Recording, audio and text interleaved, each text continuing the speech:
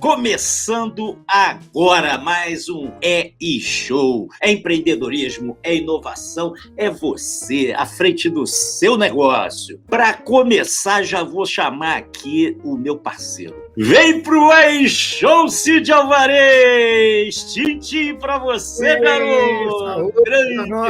Grande! Seja muito bem-vindo! Vamos lá, Cid, hoje tem coisa boa aí, hein, Cid? Muito boa. O Luiz Gastão Bolognese, que não precisa nem apresentar, que é um craque de vinhos. Entrando hoje na Espanha, não é isso aí, Cid? Hoje nós vamos viajar a Rioja, uma região especialíssima, né, na Espanha. Eu quero agradecer ao nosso patrocinador, mais uma vez Mistral aqui conosco, nos apoiando nesse quadro Vinho é uma Viagem. Vem pro E-Show, grande Gastão!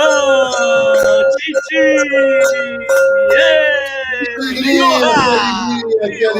Que alegria! Olha a camisa da Fúria aqui, ó, a Fúria, ó. Aqui, olha lá! Fúria!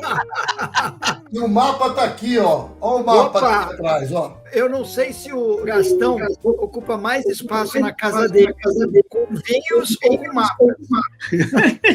Tem tudo. Aqui a minha mulher é super compreensiva. Como ela gosta de beber, ela libera um pouco, né? Então, Perfeito.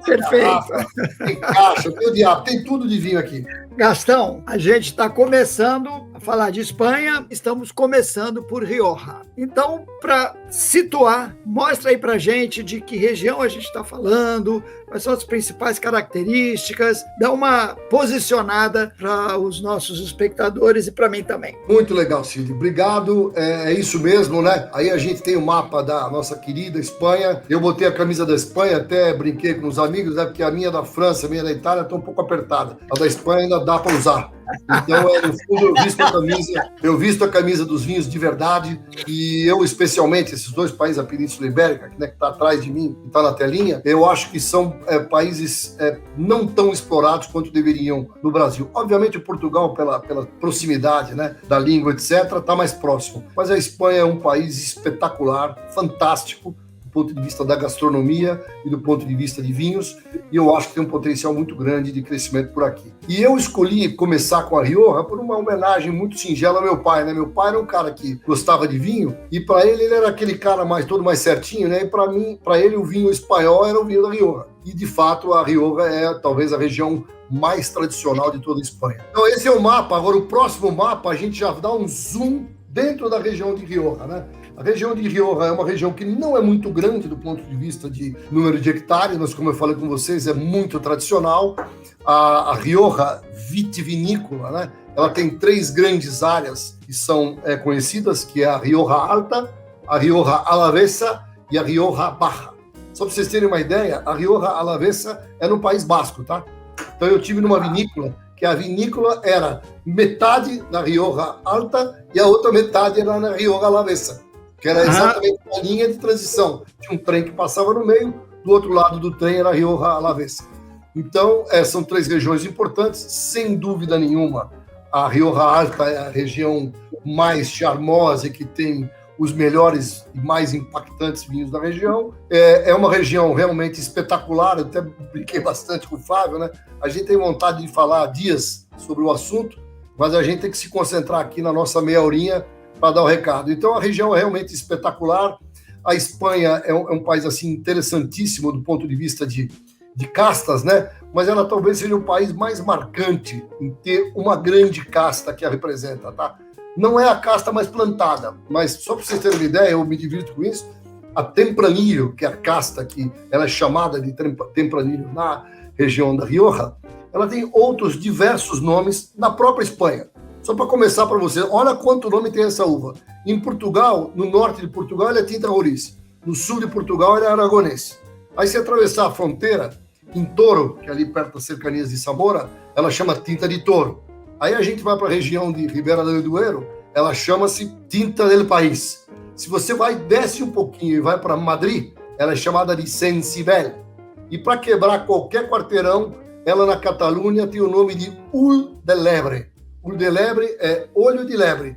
né? Pequenininha, porque é uma uva pequena e parece um olho da lebre. E eu diria para vocês que os grandes vinhos da Espanha, de uma maneira geral, têm parentesco, têm alguma relação com a Tempranillo. Claro que se a gente for lá para o Priorato, por exemplo, que é na Catalunha, a Garnacha é predominante, com vinhos realmente extraordinários, tá?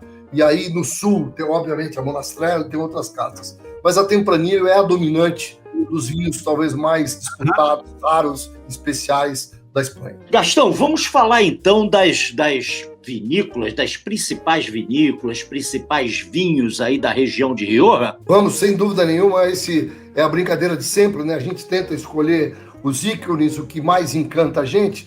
E aqui já começa, né, a primeira pergunta, né, de novo, do conhecimento, né?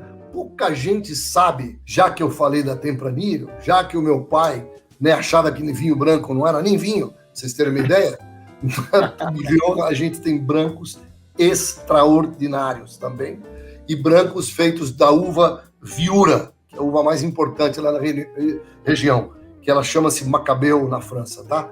Então, por que eu estou falando isso? Porque a vinha Tondônia, essa vinha, eu infelizmente, quando estive visitando as vinícolas, eu não consegui ir a Tondônia, mas eu conheci o proprietário, Lopes de Herédia, esteve aqui no Brasil várias vezes a convite da Mistral, e eu sempre tive a sorte e a fortuna de encontrá-lo e degustar vinhos com ele. Então, é uma vinícola que produz tintos incríveis, maravilhosos, e, de novo, seria longo a gente explicar, mas a Espanha tem as denominações de origem talvez mais rígidas dentre todas, tá? Então, no vinho tinto, você tem o vinho que eles chamam de Joven, depois tem o vinho Criança, depois do Criança tem o Reserva, e depois tem o Gran Reserva. Com essa pronúncia mesmo, cada um tem um esquema de tempo de barrica e de tempo na garrafa antes de ser comercializado.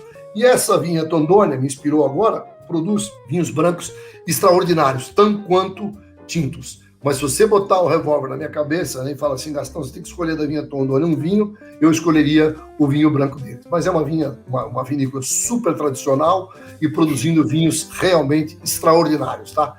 Eu, inclusive, nas minhas viagens, eu brinco muito quando posto no Instagram, que eu falo vinho de mala, né? Eu diria para você que em 2019, das várias viagens que eu fiz para o exterior, eu acho que o vinho Tondônia foi o vinho que eu mais da mala trouxe, foi esse vinho, tá? Porque realmente é espetacular e tem um custo-benefício perto do que ele entrega, absolutamente fantástico, tá?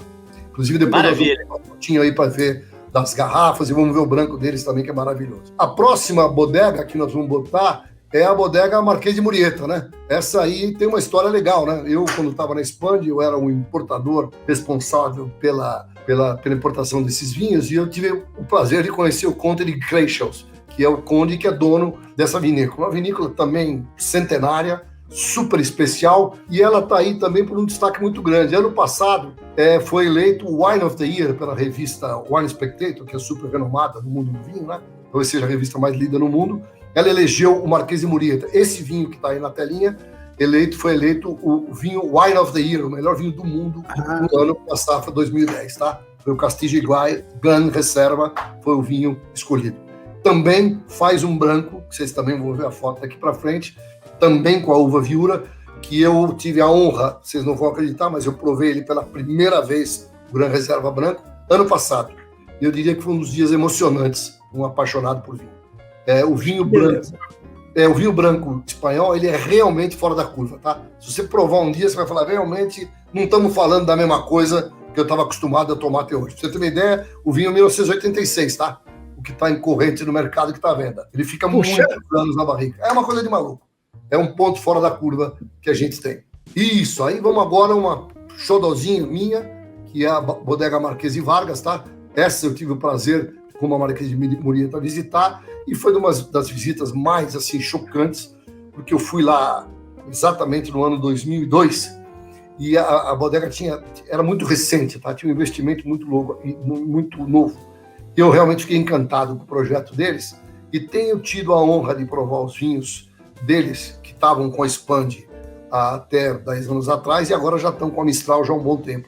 O vinho é realmente extraordinário, tá? E depois eu quero falar um pouquinho para vocês também de estilo, né? Então a brincadeira é assim, se a gente pegar o estilo do Marquês de Murieta, pegar o estilo do Tondônia, nós vamos falar já da La Rioja Alta, são aqueles vinhos espanhóis mais tradicionais, que tem uma cor um pouco mais clara, que eles passam pelo trasfega, que chama, né? Que é a transferência, que é a oxigenação, que passa de uma barrica para outra. Eles são diferentes, por exemplo, do Marquês de Vargas, diferente do Remeluri, que eu estou tendo a honra de degustar agora, e diferente do próximo também, que é o Remeliz de Llanusa.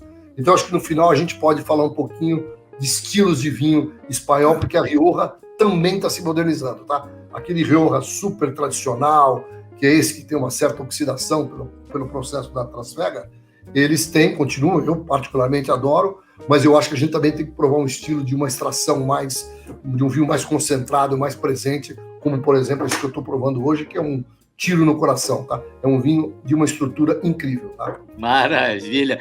Gastão, agora nós temos uma novidade aí no programa. Pergunte ao Gastão.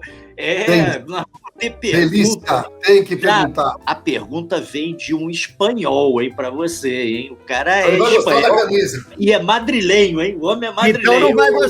Então não vai gostar. A minha pergunta é essa. A camisa é Barcelona, isso aí? Não, a camisa é da Espanha, da seleção. Só que o Cid está dizendo a sacanagem, né?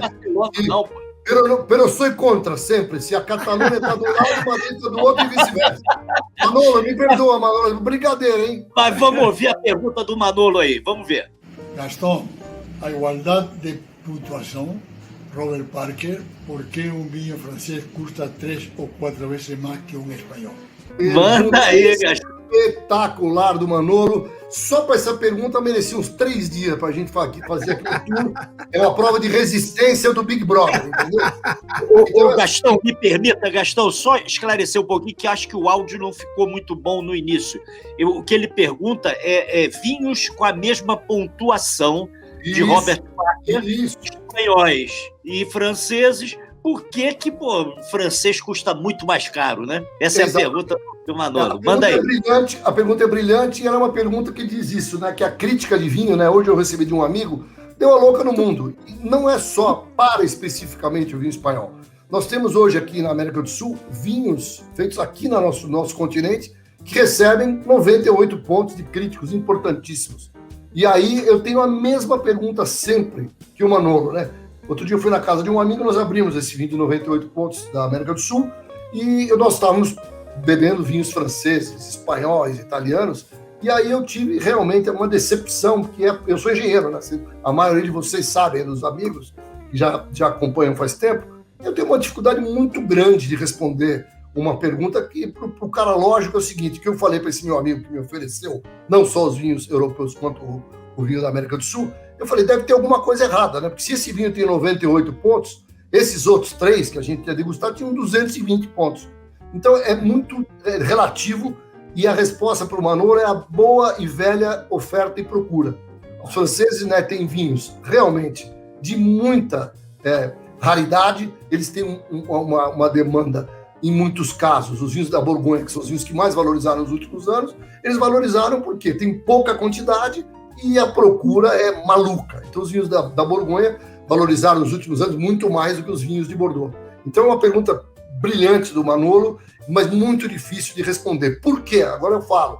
A Espanha também tem muito vinho de 100 pontos de grandes críticos. A Espanha tem vinho, o vinho mais caro da Espanha é um vinho que, se não me engano, não vou me enganar, a primeira safra foi em 1995. É o vinho mais caro da Espanha hoje, é um vinho que a primeira safra foi em 95. Um gênio dinamarquês que começou um negócio da Espanha, começou a fazer vinho e teve 100 pontos de alguns críticos.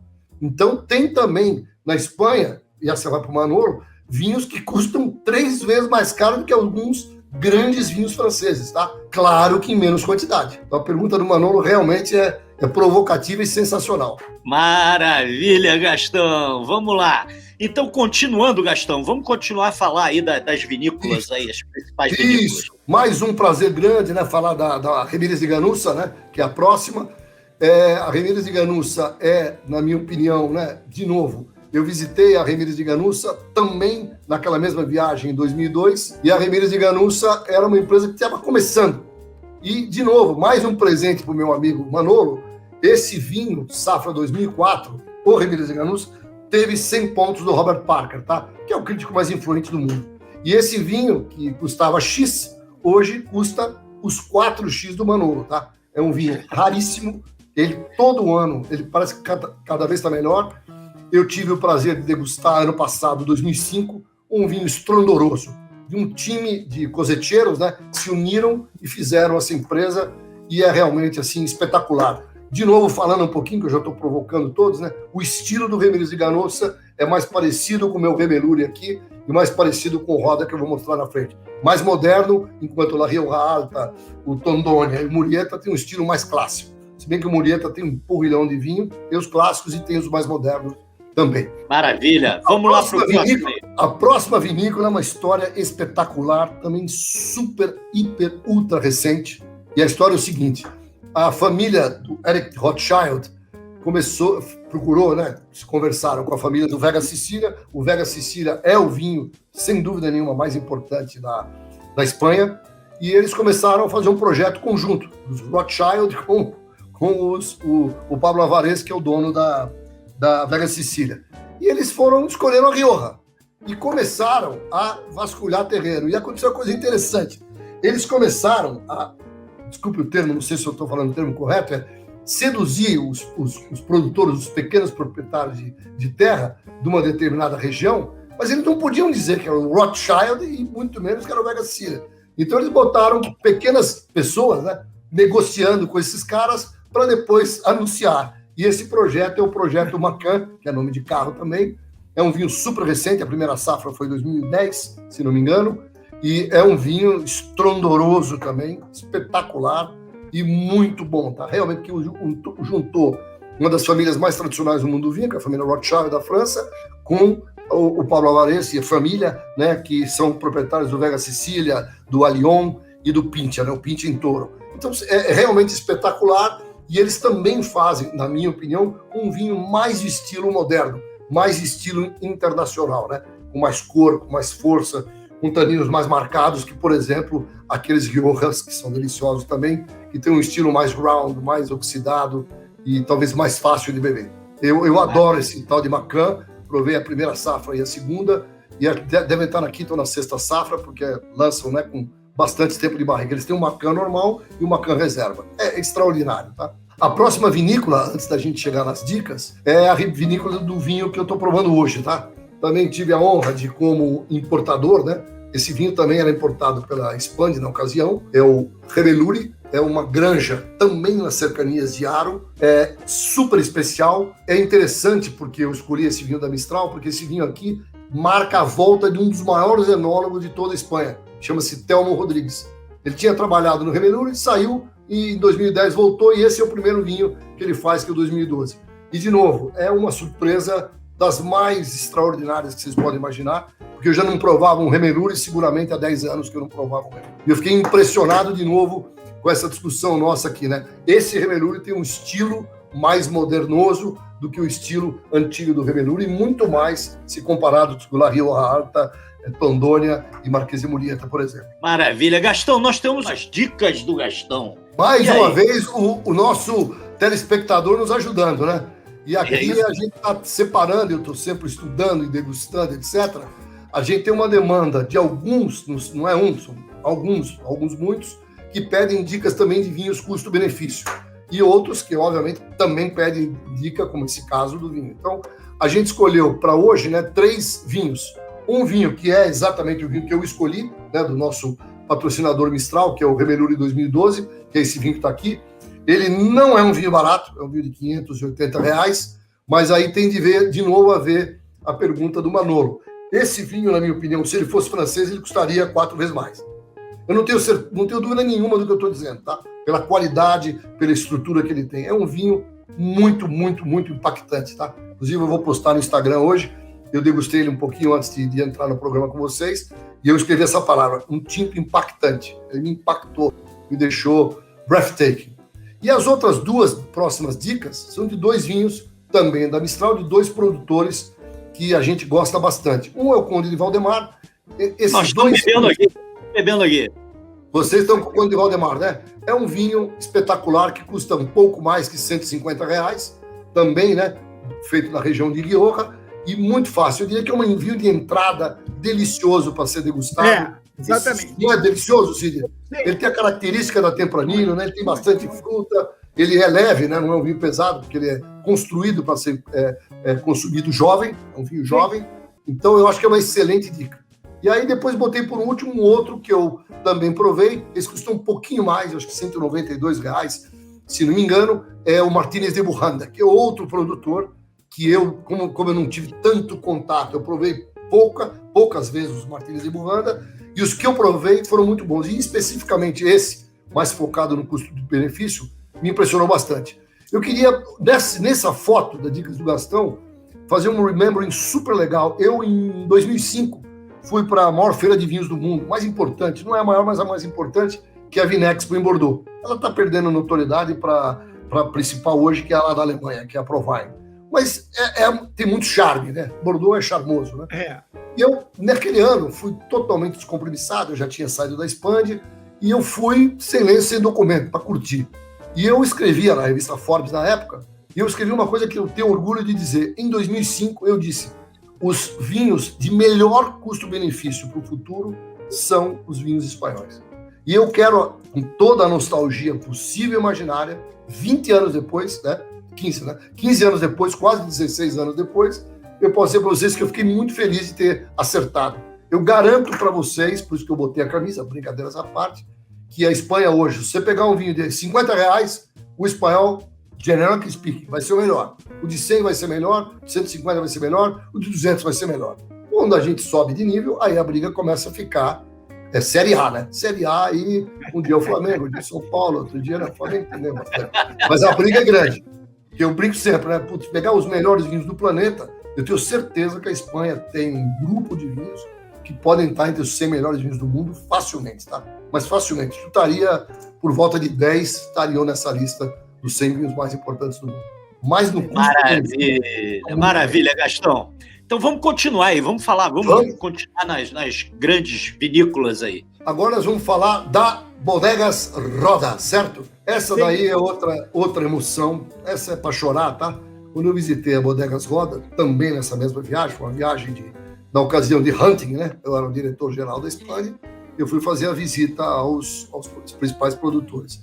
E a Bodegas Roda foi muito bem recebida pelo presidente, que aliás era o enólogo, o senhor Santolá, e lá eu vi um dos vinhos deles, eles fazem vinhos, alguns vinhos, inclusive estão aumentando o portfólio, mas eles faziam o Roda 1 e o Roda 2. Roda 1 mais top, o Roda 2, vamos dizer, o deuxième vin, mas eles faziam um vinho, que é este que está aqui, chamado Thirthion. Esse vinho foi o primeiro vinho de extrema concentração que eu provei na minha vida, tá? Isso foi em 2002. Como é que eles fazem esse vinho? Eles não escolhem cacho por cacho. Eles escolhem uva por uva. Vou repetir. Uva por uva é selecionada. E por quê? Eles querem a maturação da uva tem que chegar quase na polimerização das sementes. Então o vinho ele tem uma estrutura. Eu tenho uma garrafa desse vinho aqui, que eu ganhei na época, está até hoje na minha casa. Safra 99, foi o ano que meu filho nasceu. E eu nunca vou esquecer desse vinho, tá? E a vinícola também como um todo é um espetáculo. E aí tinha uma sacanagem. A Bodegas Roda faz um azeite chamado Dauro, que é, na minha opinião, talvez o melhor azeite que eu já provei até hoje. Então essa visita, né, que a gente vai falar um pouquinho, se a gente for para as cidades principais, né, Haro e Logronho, se você for a Haro, você tem que visitar a Bodegas Roda, que é um negócio de chorar, tá? De chorar. Inclusive a própria instalação deles, os premises deles, eles são quase assim, me lembrou um pouquinho o Mouton Rothschild, tá? A vinificação é em grandes barricas, né, tonéis, né, de carvalho francês, tá? Negócio super sofisticado, alto investimento e que produz vinhos realmente especiais. Também, com todo respeito, com tudo que eu contei, não é vinho barato, é vinho para gente grande. Eles têm um vinho que eles lançaram agora recentemente que chama-se Cella. Esse Cella é o entry level, tá? Provei só uma vez, um bom vinho, mas um vinho de entrada. Maravilha, vamos pro próximo então. Esse é uma figura, esse cara, esse eu não visitei, porque né, na época que eu fiz essas imersões mais profundas, eu nem me lembro se esse cara existia. É um camponês que começou a produzir vinhos e ele é assim, em homenagem ao Manolo, tá? Eu nunca vi em um único ano um cara ter um vinho de 100 pontos do Parker, um de 98 e outro de 98 ou 97. Nunca tinha visto isso. 3 vinhos do mesmo ano. Imagina se fosse o Latour, teria os 3 Latour, o primeiro, o segundo e o terceiro Latour, com 100, 98, 97 ou 98 também.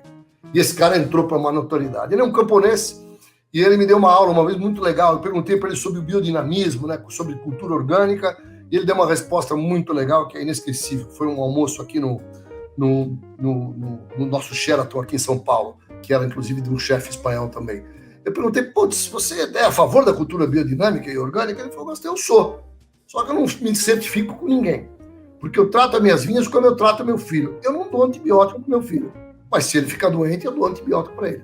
Então é uma discussão super longa para falar um pouquinho de adoção. Aliás, a gente pode perguntar para os nossos telespectadores se a gente um dia pode fazer um programa só sobre a cultura orgânica e biodinâmica. Isso é sensacional. É lindo. Eu estudei isso de trás para frente, de frente para trás, e é realmente fascinante, tá? É um negócio fascinante. E o Benjamin Romeu me lembrou isso. E os vinhos dele, Cid e Flávio, e todos os telespectadores, são de uma intensidade.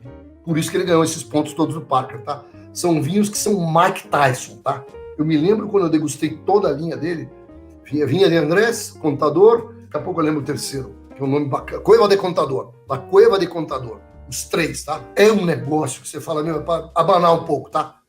Olha, o Manolo tá aí, ó. O Manolo tá aí na tela aí dizendo... Grande Manolo, diretamente de Madrid. Próximo, que coisa mais linda. Aqui tem um errinho na foto, tá? Eu esqueci de ver na época. O La Rioja Alta é um produtor de aro e essas fotos aqui são as fotos do hotel do Frank Gehry, lá de cima do meu amigo Marquês de Murieta, tá? Peço desculpas aí na minha revisão, passou batido. Mas vamos falar dos vinhos da La Rioja Alta. A La Rioja Alta, quando eu visitei, foi impressionante, porque eu nunca vi tanta barrica de carvalho na vida. Aí eu perguntei pro cara, ele falou, nós somos a segunda empresa que tem o maior número de barrica de carvalho do mundo. Nossa. Porque eles fazem o que eu expliquei agora há pouco para vocês, são vários andares, eles fazem a tal da trasfega, né? Eles vão trocando os vinhos de barrica. E esse vinho talvez seja, talvez os vinhos mais, para quem gosta de um Rioja tradicional, eu vou dizer para vocês. Esses 2 vinhos... Tem com essa foto da esquerda aí, a foto bonita, essa foto bonita de baixo, todas elas são fotos do Marquês de Murieta. E eu entendi. Mas essa da esquerda aí, de cima... Não, todas elas são do Marquês de Murieta, unfortunately. Tá? Mas, de qualquer jeito, a gente falou rapidamente, e eu vi agora, e lembrei do Frank Gehry. O Frank Gehry é um arquiteto, talvez o mais prestigiado do mundo, e ele foi contratado pela Marquês de Murieta para fazer a vinícola, e o hotel deles lá é um negócio de cinema, tá? Tem que ir, fica em El Ciervo. Se for para a Espanha e não for visitar o Marquês de Murieta, tem que cortar a mão. Então, voltando para La Rioja Alta, eles produzem diversos vinhos, tá? Sempre com estilo mais tradicional, conhecendo só pelos vinhos mais de guerra deles, que são excelentes, vinha Arana, vinha Arlança e vinha Alberdi, cada um mais focado para um tipo de nicho. O Arana e o Alberdi são mais para restaurante, o Arlança já é um pouquinho mais elevado, todos reserva, e depois ele faz esses 2 vinhos que são os Gran Reserva, 890 e o 904. Para quem gosta de um Rioja tradicional, talvez seja o vinho mais impactante e mais espetacular de toda a Espanha, tá? Para quem gosta dos tradicionais, tá? É realmente espetacular. Vamos ao próximo, que é Artadi. Esse Artadi eu não visitei, é um conglomerado de coseteiros. O Artadi produz vinhos extraordinários, tá? Ele também é importado pela Mistral, e a maioria das vezes que eu provei os vinhos foram nas feiras que a Mistral organizou aqui em São Paulo, né? Eles tinham feiras bianuais, já desde muitos anos, e a Artadi sempre vinha e eu gastava um tempão lá conversando e me aprofundando nos vinhos.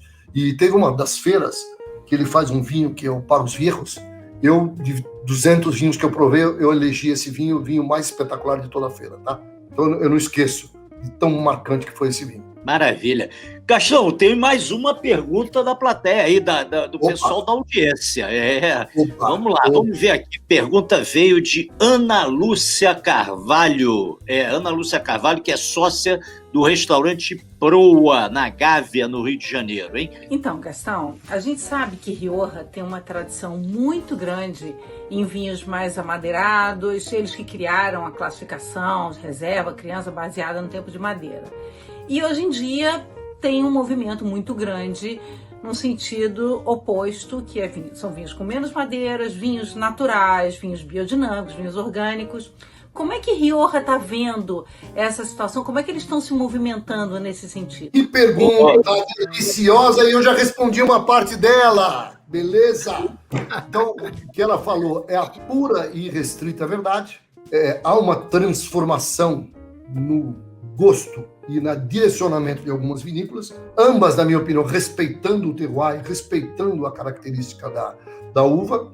E ela falou tudo. Então, tem uma tendência, eu fiz questão de falar, né, dos estilos dos vinhos. O que ela falou são esses vinhos mais estilo La Rioja, Tondônia, tradicionalíssimos, o próprio La Rioja, o Artadi, eu diria que fica no meio tempo, e do outro lado, os Gemelures. E eu contei do vinho mais disruptivo que eu provei na vida, na ocasião, foi o Roda Circium.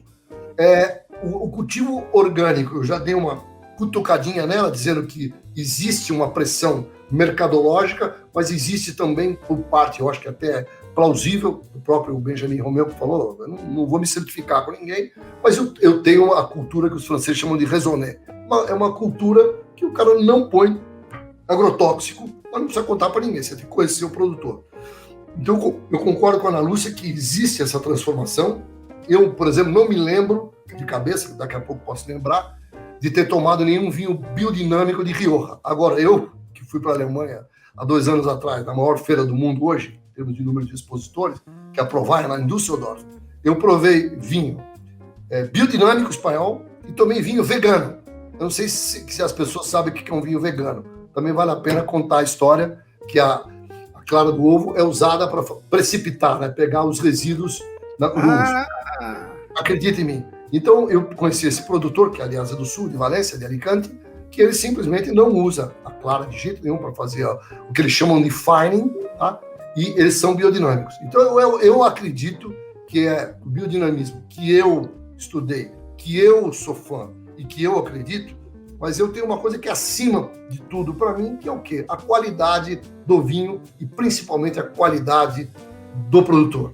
Então, eu respeito e quero mesmo ver, como tenho degustado bastante, uma quantidade bem grande de vinhos com esse tipo de cultivo. Minha esposa, por exemplo, se eu falo que o vinho é biodinâmico, ela gosta mais, é um fato, ela se sente melhor, porque tudo que eu contei a vida inteira para ela, sim, quanto o vinho é puro e não tem compromisso com nenhum químico, né? Então ela fica mais feliz, fica mais aliviada. Mas eu sempre penso acima, gosto dessa frase do Benjamin Romeu, do Biorrano, e também acreditar que o produtor produza coisa especial. Então, a pergunta da Ana Lúcia é espetacular, brilhante. Eu acho que existe movimento, existem várias vinícolas, mas é uma coisa, na minha opinião, o mundo vitivinícola é tênue, né? Ninguém é porra louca de fazer muita coisa diferente. Claro que tem um ou outro. Mas eu tenho certeza que a La Rioja, a Tondônia, o Marquês de Murieta, cá entre nós, eles estão ganhando o jogo de goleada. Eles não precisam mudar o estilo do vinho. E ela colocou num ponto que eu acho super importante, que é a madeira. Eu não vejo nos vinhos tintos espanhóis sacando muito madeira. Tem menos madeira do que tinha antigamente. Mas a madeira é importante no vinho, no casamento com a Tempranillo e com aquele terroir. Tem um ponto importante. Usavam mais madeira americana, muito mais, a maioria dos vinhos. Inclusive a própria La Rioja tem muito mais barrica de madeira americana do que madeira francesa. Mas você vê que, tenuemente, a Bodegas Roda, por exemplo, é quase tudo francês, se não for tudo francês. O carvalho francês é menos agressivo, aporta menos características da madeira no vinho. Tem uma discussão super linda, e por isso que eu estou provando esse Remelure hoje, eu estou felicíssimo, porque eu estou tomando um vinho espanhol moderno, que o Telmo Rodrigues é um cara moderno, é um cara super jovem, cheio de energia. Ele faz o vinho com a cara dele, que é um vinho mais musculoso, mais forte, tanino mais marcado do que, como a Ana Lúcia falou, aquele vinho mais oxidadinho, mais gostoso, etc. Então, é uma discussão longa. Eu tenho aquele defeito, Cid, Flávio e todos. Eu gosto dos dois estilos, cara, é um problema. Castão, vamos falar dos brancos. Olha aí! Aí, emoções eu vivi. Então, aqui tá a escolha, tá? De novo, a pergunta da Ana. Tradição, olha, o Marquês de Murieta, 100 pontos. Perfect Wine. Todo mundo deu 100 pontos para esse vinho. Eu não dei, tá? Eu dei 99. Inclusive, publiquei, tá? Porque eu estou à procura do meu vinho de 100 pontos aí, né? É uma característica minha de engenheiro. O vinho é absolutamente deslumbrante. Feito com viura, um pouquinho de muscat E ele é 86. Ele ficou 20 anos na barrica. Então, o que eu estou querendo dizer para a Ana e para todos? É a tradição. É um vinho carésimo. Repito, carésimo. Precisa vender o carro para comprar. Mas você imagina um vinho que fica lá parado. Ele foi lançado há 2 anos atrás, sendo safra 86. 30 anos ficou guardado lá dentro. É uma raridade, poucas barricas e pouca quantidade. Esses daqui que eu botei de propósito são seguramente os 4 melhores vinhos brancos da nossa amiga Espanha, tá? Não há comparação, na minha opinião. Talvez eu tenha comido alguma bola, esqueci de alguma, mas o Rioja tradicional são esses 4, tá? O Reserva, e o Gran Reserva do Tondônia, o Gran Reserva do Castillo de Gai e o Branco do Remeluri.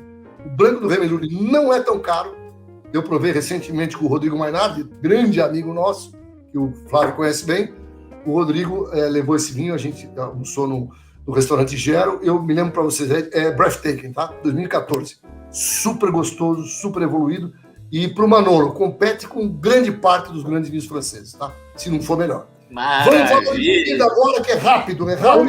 Comida. O Cid tá com fome, ô Gastão. Comida, Gastão, pelo amor de Deus. A Espanha é infinita, né? É infinita. E eu fiz questão, por causa do tempo, também de botar o que eu fui. Eu fui numa cidade, pertinho, no coração da Rioja, chamada Casa da Reina.